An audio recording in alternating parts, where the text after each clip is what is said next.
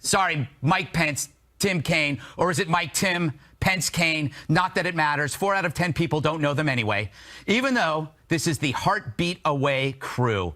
This guy or this guy. What do we know about him? They're white men, of course. In fact, they're so vanilla, you're tempted to scoop them onto a slice of apple pie. One has a musical mouth.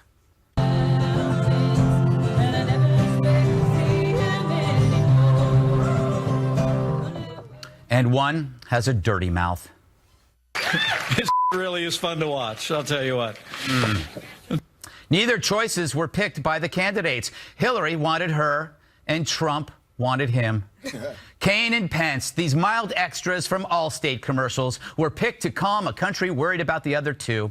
On a menu that serves only raw carp, Kaine and Pence, they're the chicken fingers. So the debate will be those two fellas defending their guy or gal. Kaine will say Hillary isn't corrupt. Pence will say Trump isn't nuts. For they are the mousy spouses to their harsh partners. When their significant other is puking into a planter at a party, it's up to the Kaines and the Pences of the world to say, he didn't mean that, or sorry, she's not feeling well. Better halves are boring, but necessary. Last, these VPs are religious, so the presidential choice doesn't have to be. They secularized the campaign. So instead of debating over abortion or gay marriage, we've moved on to more vital stuff, like sex tapes and overweight beauty queens. Glad we finally got to what matters.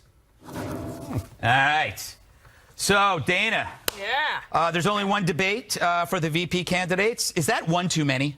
I think that one is just plenty. Yes. One is just plenty. I think it's good. It's interesting that these two, the vice presidents are usually the attack dogs. Right. But they don't need to be in this case. As you're pointing out, they just need to be the calmer ones. For both Cheney and Biden, those choices, I think, really were meant to help counterbalance and show some gravitas. But they were also really good attack dogs. Cheney, in particular, I think, was very good at it, and especially when it came to John Edwards and that debate, which really helped George W. Bush because, as Eric was pointing out yesterday, the person who usually wins the first debate isn't all, well, 75% historically, they don't end up being the president. You are in so much trouble on Twitter now. Why? I've said that from the beginning. No, I know, but Twitter just lights up. Oh, I can't believe you said that. Twitter. I can't believe you're in the tank for this one. You're out of your mind. Don't you know this one was leading before you went in? I've never opened up more cans of, a bigger can of worms than that Twitter worms. Whiteboard yesterday. I'm sorry. Okay, so my point was going to be that 43 was largely seen to have lost that first debate in the re-election. And he gets off stage and he thinks he's done just fine. And the staff is like, oh, sir, that was not a good debate. Like, what are you talking about?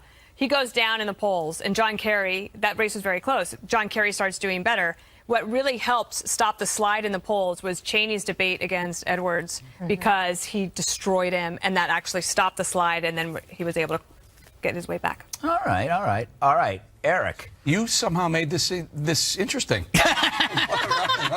I mean, I'm looking all day going, what am I going to do tonight? But go ahead. It's almost like Trump and Hillary are pizza and chicken wings, and these two are the veggies. You got to have that.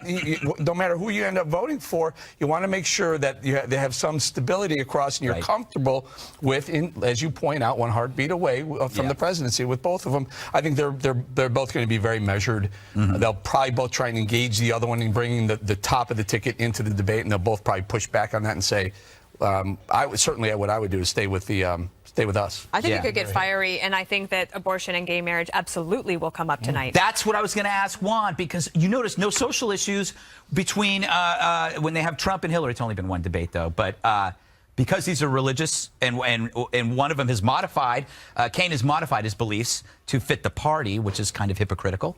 Pence is still anti-gay marriage. This could be right, and Pence, of course, had the religious freedom deal in Indiana that was essentially canceled out by the large corporations in Indiana, which said this is in opposition to our, gay rights agenda, and you can't do that. But the abortion issue has not come up. And later in the show, we're going to talk about Obamacare. Obamacare hasn't come up. I imagine that also Pence is going to have to defend the wall and defend Trump on immigration, even though Pence has not been a supporter of what Donald Trump has put forward on immigration, like banning Muslims from coming into the country. To my mind, what's so interesting about this is these are the party regulars. Kaine actually was the head of the Democratic National Committee and a tremendous fundraiser. Pence is a guy that's beloved by the Republican establishment, especially evangelicals. I think for them, he will be the guy that could excite them, that could get them going and support Trump. Right now, they're just kind of like, yeah, I guess we got to go with Trump because we don't like Hillary. But he could actually excite some fires. Yeah, I think he's got, a couple of important jobs to get done tonight, Pence does. I think, yes, he's got to perhaps, excite or motivate the base, but also some reassurance to say, look, I'm with this guy. I'm with Trump. For those of you out there that, trust me, trust the type of politics, the ideology that I bring forward, conservatism, a focus on religion and First Amendment and whatnot, you can trust me. And also the guy that I'm with isn't somebody who's a misogynist or has issues with women. I think he's going to try to do some of that to kind of coat the ticket in acceptability. Right. And then in terms of Kaine, I think he's going to say, listen, promise you, I pinky swear that Hillary's not going to put a for sale sign up on the Oval when she gets in and influence peddling, and that you can trust her. So I think that's a little bit of what they need to get done. Could I add one other thing about the importance of this? One more thing? No, well, not till the end of the show. But I do think, given the fact that the Senate races are so close right now, it does look like the Republicans are going to be able to hold on. But there is a scenario, a very real one, that you could have a 50-50 Senate, which means that one of these two people would be the vice president of the United States, and that position becomes so much more important in any scenario where there's a deadlock in the Congress. Ugh. So can I ask a very, very legitimate question? And I don't know the answer. Is this a debate to find out who these two are, or is this a debate to find out how these people support their candidate? How do they support number one? I don't know. I mean, I guess it's going to come down to the debate moderator deciding which way to go after it, because I would rather know what Kaine and Pence are about rather than how they're going to how Pence is going to defend some of the things that he doesn't agree with Donald Trump on, and how Kaine will defend some of the things he disagrees with Hillary Clinton. Kaine brings his harmonica. Well, I tell you what, I think both of them are basically, this is like the guy who's the street sweeper after the circus. I mean, they have to clean up a mess. And in the case of Kaine, he's got to humanize Hillary Clinton, get back to what the Democratic Convention did. And in the case of Mike Pence, I think he's got to explain birthers, racism, bigotry, anti-Muslim stuff. But the other thing is, 40% of the electorate can't name either candidate. But that's true that 40%. I don't think that if you do those tests, like how many people can name the current vice president? Yeah. You get about a similar percentage, right? The current vice president can't name the current vice president. No, yes. That's a joke. I love Joe Biden. That is our current vice president. Looks like we got Donald Trump speaking. That's exciting. Are you tossing to it? No, I don't think I'm going to toss to it. I don't think I'm tossing to it. I think we're just going to stare at it. Isn't it interesting, though, this is the first real election where there's no real social issues? Well, that have come up yet. Yeah. So that doesn't mean it won't come up at the next presidential debate, or perhaps a preview of it on the debate tonight with the vice president. It will definitely come up, especially as something that Hillary Clinton did not do, which she did not try, but even though she was narrowcasting to particular constituencies that would support her, she didn't talk specifically about gay issues or about abortion. And I definitely think that Kaine is going to bring that up. He will say that Mike Pence was the one that wanted to defund Planned Parenthood, and then he will talk about the gay rights issues in Indiana. Conversely, I think that Pence would say that Kaine is a hypocrite for not being truly pro-life. So, and Dana, how much relevance, how much impact is that going to have on the election, given that they're just the VP? We're not electing. I think the only way that this actually moves the needle at all is if one of them spectacularly fails, which I don't anticipate either of them doing. But I think that you have an opportunity for for Kaine to say, hey, what about your differences with your candidate? Not only is he have differences about allowing Muslim immigrants into the country, he also disagrees with him about climate change. A lot of this stuff is going to be the Republican establishment figure versus Donald Trump. If Kaine is successful, he's going to bore in there and say, hey, there's a real difference between you and the candidate. Help us understand this. All right, he's talking about the debate. Let's go to Mr. Trump.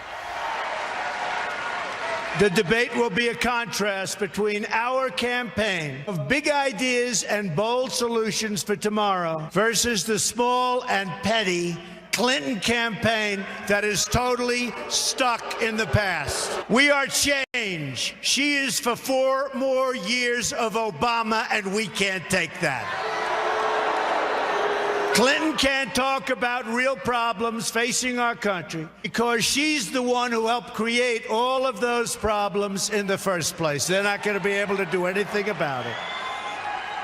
To hide her corruption, she deleted 33,000 emails after getting a congressional subpoena. Wow, how she got away with that one.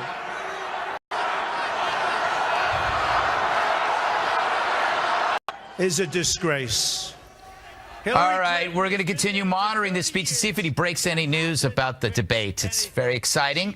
Meanwhile, Brett Baer joins us from the debate site with more on the showdown. Also ahead, Category 4, Hurricane Matthew is pounding Haiti. The East Coast is on high alert. South Carolina's governor has ordered a coastal evacuation in preparation for the storm. A live update from the Fox Weather Center ahead. I'm meteorologist Rick Reichmuth in the Fox Weather Center. This right here is the center of Hurricane Matthew, a Category 4 storm getting ready to move over the far eastern tip of Cuba. Unfortunately, not interacting with a lot of land. That means no weakening as this tracks here into the Bahamas. This is a future forecast for this, and you get the idea. Over the next 2 days, it's going to rake the Bahamas, still maintaining Category 3 or 4 strength. So a major hurricane moving across the Bahamas. And the latest advisory at 5 p.m. just came in and has now extended the hurricane watch down just to the north of Miami, expecting to see kind of a western trend with the latest model runs. And that means that the track nudges a little bit farther off towards the west. We have the potential to have the center of the storm moving anywhere here right along the coastal areas of Florida before moving somewhere across the Carolinas. After that, lots of uncertainty late in the forecast in the short term Thursday, Friday, Saturday. Florida, Georgia, South Carolina, and the North Carolina need to watch the storm very closely. We'll keep you up to date right here on Fox News. Right now, we'll send it back to the 5. Tonight on the Fox News Channel, you will see the first and the last debate between vice presidential nominees Mike Pence and Tim Kaine. It begins in less than 4 hours, 9 p.m. Eastern. Joining us now, a man who knows a thing or two about what to expect at debates, Brett Baer, who co-moderated 3 of them this election cycle. Brett's the chief political anchor, and he's at Longwood University in Farmville, Virginia. He's the anchor of Special Report, but you knew that. Hi, Brett. Hey, Juan. I was thinking we were all here pumping up the audience to say you got to watch tonight. We had a record audience for the presidential debate last week.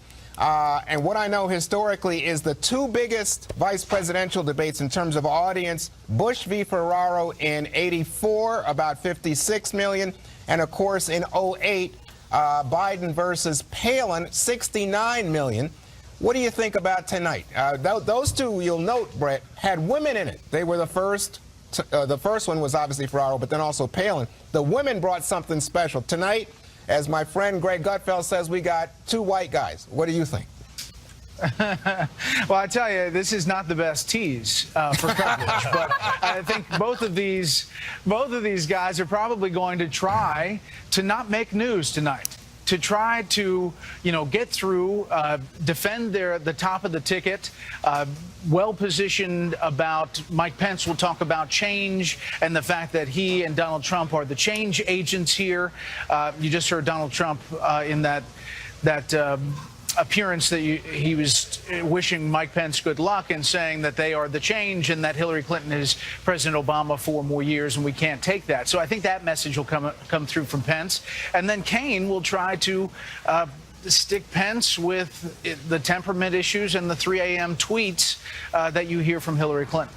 Eric Bowen. Hey, Brett, so this is in Farmville, Virginia, notably that the Governor Kaine from Virginia, he'll be the home team player there. How does the moderator make sure that the crowd doesn't get involved in homer the debate in favor of Kaine?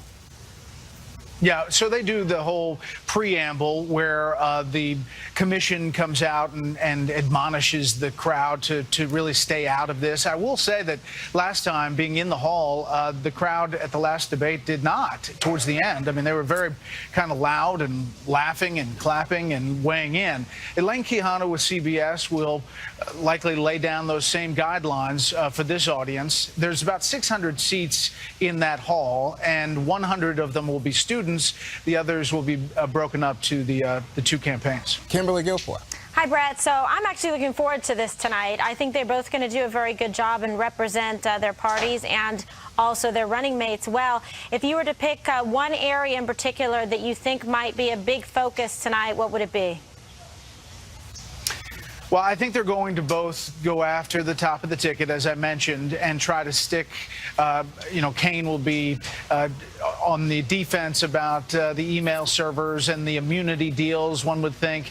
Pence will be armed with that. And then Mike Pence will be, probably on the defensive, but has largely done a pretty good job of explaining Donald Trump and his appeal to middle America. I think on substance, though, Kimberly, that some of these social issues, I think I heard Dana mentioning them earlier, they may come up because obviously Mike Pence, as Indiana governor, dealt with that religious freedom bill, and I bet Tim Kaine goes after that. Tim Kaine has his own defense about the Hyde Amendment and abortion. All right, great, thanks. Well, I'm curious, Brett, I know that you just said that you think that their goal is to make no news, but if you were one of these campaigns and you thought that maybe you could use a little bump, maybe they should try to make some news tonight. Donald Trump just said he's going to live tweet the debate, which actually might be the most interesting part of the debate. But wouldn't one of these campaigns want like a big headline tomorrow morning? As long as it's the right headline, as you know, Dana. I mean, if it's going your way and there's a moment, a Lloyd Benson moment to Dan Quayle that you are no Jack Kennedy, yes, that would be great. But if one of them steps in it, you don't want that to be the headline to take away from the top of the ticket. I don't think, if you look back at vice presidential debates, that they have moved the needle that much. Can you think of more than just a couple of moments that from vice presidential debates? I don't think many people can. So we'll see what happens. It could potentially be more substantive on policy. These guys are well versed in their two parties. Greg Gutfeld has a question about Tim Kaine's eyebrows. Do I? Yeah, I'm teasing. You read my mind, you sexy beast. Oh my God. People think that this is going to be the opposite of the presidential debate. The debate was presidential debate was high expectation for drama, low expectation for substance, and somehow we think this is going to be reversed. I have a feeling this could get ugly because they're going to have to defend each other's choices, or the choices they may not have made, but their partner. It is like you're married to an obnoxious spouse that you have to constantly defend. Okay. I'm just speaking from my wife's perspective. Yeah. Yeah, okay. All right. I got it. I will say this, like the practice partners for these two, Governor Scott Walker of Wisconsin is playing the role of Tim Kaine for Mike Pence, and Bob Barnett, Washington lawyer, is playing the role of Mike Pence for Tim Kaine. Those are not I don't think they're going to upset the apple cart there with those practice partners. But I do think that you may be right, because last night we had a soundbite from Governor Pence, and we had to bleep it when he said, "Can you believe this?" We heard that. We heard that earlier. About, yeah, hey, Dana had a quick follow-up for you. Brett, I wanted to ask you this because in the presidential debate, and actually throughout the campaign, neither of them have talked much about Obamacare, but I absolutely still believe that the reasons that the Republicans won in 2014 are the reasons that the Republicans should continue to talk about Obamacare, especially now. How do you think both of them handle that tonight? It's going to be a huge thing, I think, tonight, and I bet you we hear about that soundbite from former President Bill Clinton, where he says Obamacare, it's just crazy that people, small businesses are getting killed. I would venture to guess that Governor Pence is probably going to quote from that, and Obamacare is going to be a factor in one of these, whether it's brought up by the moderator, Elaine Quijano, or it is brought up by Mike Pence, because it is a big issue as you go around these states and talk to people. They're affected by it, Dana. And it's not necessarily that easy for Mike Pence in terms of, totally trashing Obamacare, because as governor of Indiana, he went ahead and took the deal that Obamacare offered to the states. Exactly. So, I think Kaine will come back with, they want to repeal and replace, but replace with what? And and Republicans have been blocking. You saw President Obama Brett, wrote excuse an me, op-ed in the we have to break Huffington in Post. here. Hillary Clinton's come to the microphone for a press availability. Here she is. Campaign developments of the last day. Yesterday, Donald Trump was asked a question about post-traumatic stress, traumatic brain injury, and other challenges facing many of our troops. And part of his response was that post-traumatic stress happens to troops, quote, can't handle it. He said, if you're strong, you can handle it. Many people are now standing up and speaking out against Trump because post-traumatic stress is not something that strong people can handle and weak people can't. Some of the strongest men and women any of us will ever meet have experienced post-traumatic stress. Donald Trump's comments are not just ignorant, they're harmful because they give voice to the stigma that has led generations of veterans to hide their struggles instead of getting life-saving help. That stigma still exists, and lots of people who need help aren't getting it. You know what doesn't help with that?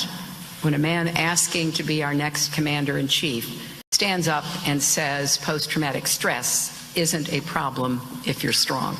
Vice President Joe Biden spoke about this in an interview earlier today, and he said that every morning he gets an update from the Pentagon on how many troops were injured or killed around the world overnight. We learned earlier today that an American service member was killed by an IED in Afghanistan. Every one of our troops matter. Their wounds can be visible and invisible. Most of us know that, but apparently Donald doesn't. Our troops deserve a commander-in-chief who understands and respects the sacrifices they make. Whether they're living with post-traumatic stress, or they're POWs, or they don't make it home and they leave a grieving family behind. Every American dealing with mental health challenges deserves compassion, whether they've ever served in uniform or not. So I hope the voters are hearing Donald Trump loudly and clearly. And I want to thank our service members, our veterans, and all of our military families for their service and sacrifice. That was Hillary Clinton talking about Donald Trump's comments on post-traumatic stress syndrome and its effect on the troops yesterday, obviously very critical. Up next, President Clinton didn't have very good things to say about Obamacare yesterday, but it appears he's trying today to undo the damage. Stay tuned. It's President Obama's signature law, one that Hillary Clinton's pledged to expand. So why hasn't the Democratic nominee been touting Obamacare more on the trail? The secretary's gone pretty silent on the Affordable Care Act, but she was asked about health care at an event today and brought up some of Obamacare's shortcomings. Obviously, I'm going to do everything I can to make sure that everyone has quality, affordable health care. And that means we've got to fix the Affordable Care Act, keep what works about it, but improve it, get the costs down. Premiums and deductibles, prescription drug costs are way too high. So we've got to work on that. Her husband, Bill, went even further yesterday. He didn't have a lot of great things to say about the legislation. The people that are getting killed in this deal are small business people and individuals who make just a little too much to get any of these subsidies. They're getting whacked. So you've got this crazy system where all of a sudden 25 million more people have health care, and then the people are out there busting it sometimes 60 hours a week, wind up with their premiums doubled and their coverage cut in half. It's the craziest thing in the world. After that generated a lot of headlines, the former president offered a much more positive assessment today. Look, the Affordable Health Care Act did a world of good. And the 50-something efforts to repeal it that the Republicans have staged were a terrible mistake. We, for the first time in our history, at least, are providing insurance to more than 90% of our people. So, Eric, that first soundbite is, I think, why a lot of Republicans were like, Bill Clinton wasn't that bad. I mean, he actually kind of gets the joke. How do you go from it's a crazy system, the way literally his words, it's a crazy, Obamacare is a crazy system, to it's done a world of good. It's cleaning up your own mess. Hillary tried to clean up the mess as well. I'll tell you where it's not going over pretty well, I'm guessing, is in Brooklyn at campaign headquarters going, can we just get this guy off the stage, and in 1600 Pennsylvania Avenue as well, I agree. Right. Keep him off the stage. You got now you have Obama campaigning for Hillary and Michelle Obama also campaigning. They're doing a good job. Keep Bill off the stage. If I were them, I'd say, hey, Bill, it's time to take a little break. No, you know what? They can keep Bill busy. But anyway, it's true. Keep them off the stage. The worst part of politics is that when they know something is wrong, but they push it through anyway, which is ideology. Ideology trumps factual research or just common sense. Government intrusion is the left-wing equivalent of military intrusion. They never think of the next step. They just say, this is good, and the consequences will work themselves out. So, like, Obama didn't think this thing through. He didn't have to because the media absolved their responsibility in being the engine of criticism because it's a progressive idea. If you have a progressive idea, the media will say, you know what? We don't care about the consequences. Go for it. So government intrusion has absolutely no emergency brake. And it gets worse and worse. And if you look at the states and what is happening actually there, including places like Minnesota, which was at risk last week, one of basically having no individual market until they had some emergency step in. Some people think that the death spiral has already begun. And so President Obama tomorrow is going to give a speech trying to defend Obamacare because it is his legacy. And yet it's not going well, but she wants to make it even bigger. Well, I think it is going well. So let me just say, I disagree with you. I think, in fact, the idea that you have 20 million people covered for health care who previously had no insurance is a big step forward. And you stop and think about a lot of things. This is kind of the mirror image of what Greg was saying. You stop and think about the political, ideological blocks that have been put in place, and you realize that President Obama, Hillary Clinton, and now Bill Clinton have all said, yes, there's steps that need to be taken. Hillary Clinton is talking about this very issue right now. Well, listen to her. Viewers really understands what that means is not just that the 21 million people on the exchanges would lose their coverage. If you repeal the Affordable Care Act, that means every American who is insured through your employer will all of a sudden go back to the days when insurance companies could deny you health care because of pre-existing conditions, where you would have lifetime limits, where young people would not be able to afford coverage, whereas now they can stay on their parents' policies until the age of 26. All that and more is part of the Affordable Care Act. This is a really big deal because it affects about 195 to 200 million Americans. And so people need to really pay attention when Trump says he's going to get rid of it and turn it back to the insurance companies. And then one of the strangest things he has said, and there's a long litany of those, but one of them is how he wants to let insurance companies sell across state lines. In fact, he told an interview about a year ago, hey, I don't care if China sells us our insurance policies. I mean, imagine getting approval for your drug by calling Beijing. I mean, there's just so much that he doesn't either understand or care about. So yeah, we're gonna tackle it. We're going to fix it, and it won't be easy, but it's a heck of a lot better than starting from scratch, which is what unfortunately the Republicans want us to do. I think he made it clear what he was saying. Hi. Now preparing for. All right, you're listening to Hillary Clinton, who was answering questions on the very topic that we were just talking about. Kimberly, your thoughts on her answer? Yeah, I think what's interesting here is she kind of is having to clean up a little bit aisle 7 because, Bill went out and spoke the truth, and then he had to walk it back because obviously they're saying, look, we're trying to help you win the presidency, and you're doing something that's basically disparaging one of the greatest legacies that President Obama likes to think, which I see Juan has ACA, Affordable Care Act down, not Obamacare. I noticed that. So they're trying to say, listen, we don't want to make a problem because that's her husband. Stuff that he says affects her, affects people's opinion and the voters out there listening. So he wanted to kind of put that out there a little bit to put some criticism. And then she has to say, okay, but it's okay. And it was one of the greatest accomplishments. And he backs her out. Yep, so he made the accidental mistake of telling the truth. Yeah. And here we are. All right, ahead, Leo DiCaprio and President Obama have some strong words for those who don't believe in climate change. They spoke together at the White House yesterday. You'll hear from them next. Hollywood eco-warrior Leo DiCaprio sounding the alarm again about global warming, this time with a new documentary called Before the Flood. While DiCaprio's crisscrossing the planet trying to save the world, we should remind you he's not traveling in a solar-powered vehicle, but on carbon-polluting private planes and luxury yachts. DiCaprio screened the film for President Obama at the White House yesterday and delivered this warning to anyone who doesn't buy into global warming.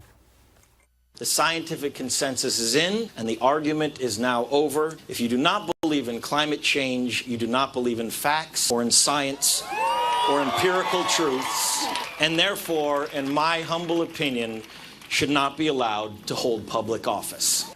And then, of course, the climate alarmist in chief chimed in. We have members of Congress who scoff at climate change at the same time as they are saluting and wearing flag pins and extolling their patriotism. Got to change our politics, and as Leo said, it's got to come from the bottom up. All right.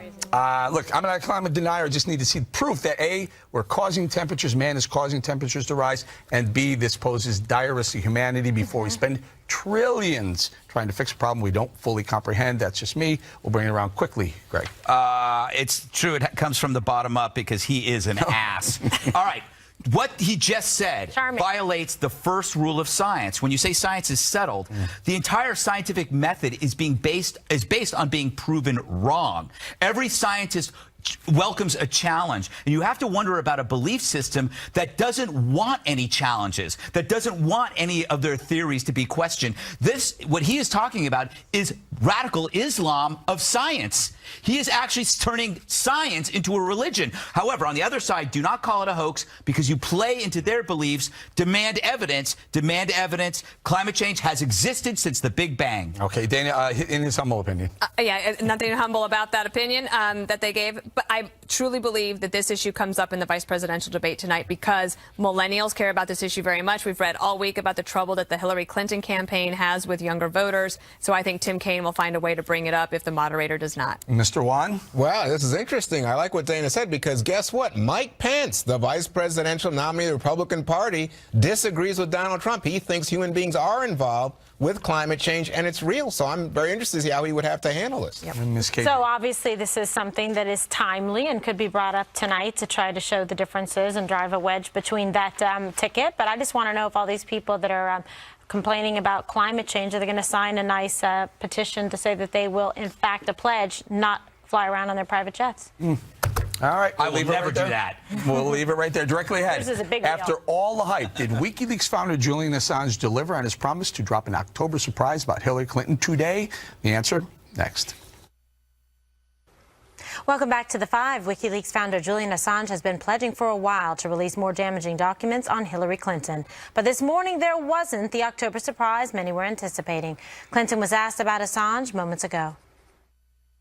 Julian Assange this morning said he plans to release documents in the next 35 days that could affect the U.S. election. Are you worried that there's anything that could come out that would upend the race? And related to that, there's a report going around that you joked once about Assange. Can't we just drone the guy? Did you ever joke about droning Assange? Well, I don't know anything about what he's talking about, and I don't recall any joke. It would have been a joke if it had been said, but I don't recall that. Not a flat-out denial. Kind of interesting that she said that. When you heard it, Blaine, I just saw you turn your head. Yeah, no, because I thought it was it was quoted her saying, "Can't we just drone this guy?" Right? Yeah, but she said she doesn't remember saying it. No, if it wasn't as a joke. I don't know. I've not seen that actually. Right. Yeah, it's reported that maybe she said that. We may need context on it. Maybe part of a funny dialogue back and forth, but still, I mean. I think she said it, right? It's been printed. But you know everywhere. what? This kind of isn't what the topic was about. It was about what he did. He pulled the chain of all right-wingers. Saw Alex Jones just lose his skin over this thing because Assange is a self-promoting clown who played everyone. He doesn't like America. His whole endeavor is to subvert our country. That's how he got famous. It's not about what Hillary said. And hell, I don't disagree if she did say it. Yeah, but you know what's funny is, boy, you know, you hate to see people just get played like this, because this was three-card Monty on the political right. It was saying, hey, you know what? He didn't do well in the debate. He's having trouble with Twitter, but Julian Assange is really going to get her. And you had people like Roger Stone, right, tweeting, oh, Wednesday, that's the end of Hillary. Well, there's still 12 more hours. Always the voice of reason, Dana Perino. 35 more days. 35 more days. You're still hoping. No, I'm not hoping for anything. No. But what happened here? Why say that? She's like the Easter Bunny. Self-promoter.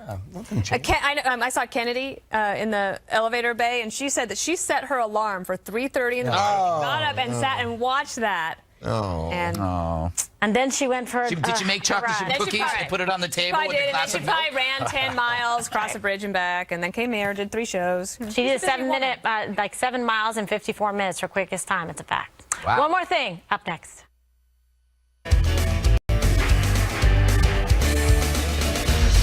One more thing, Eric. Okay, earlier today, I was walking up Fifth Avenue, bumped into, drum roll please, anchor of Good Morning America, George Stephanopoulos. It was very cordial. We shook hands, but as I walked away, I was reminded of a gripping documentary Adrian and I saw recently, The War Room, about the 1992 election. It vividly illustrates the lengths Carville, Clinton, and his communications director at the time, George Stephanopoulos, went to suppress the outrage stemming from some of Bill's most scandalous pastimes.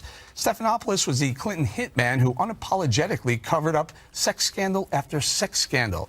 It also reminded me of the time Hillary told Stephanopoulos they needed to, quote, destroy her story, referring to one of Bill's sexual advances. Anyway, always good running into George on the street. Also want to wish my awesome wife, Adrian, a very happy 19th anniversary.